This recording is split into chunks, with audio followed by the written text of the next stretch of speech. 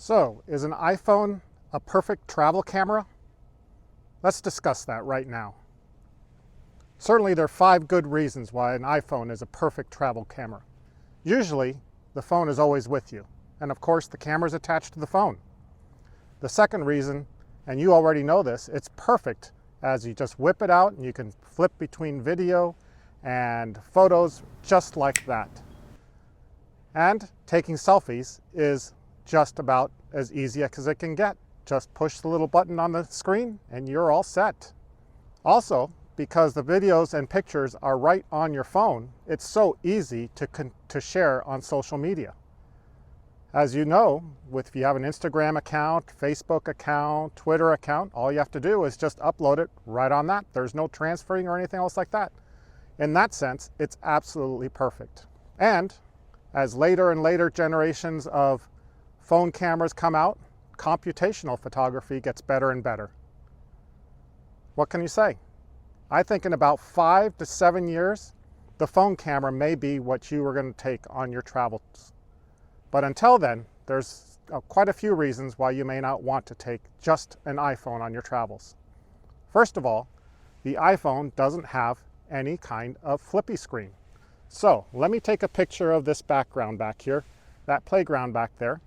And to make it an interesting image, I want to make sure that I get down low to the ground and use the curve of the path behind me as a leading line into that playground. Well, doing so, as you can see from right here, you can barely see the screen. And on top of that, the playground is tiny, when in actuality, the playground is only a couple feet away. I shouldn't say a couple feet away. The playground is maybe 75 feet away. In order for me to get the playground as an interesting object, follow me as I get closer to that playground and then frame it up so it actually becomes the subject of the image. Here we go.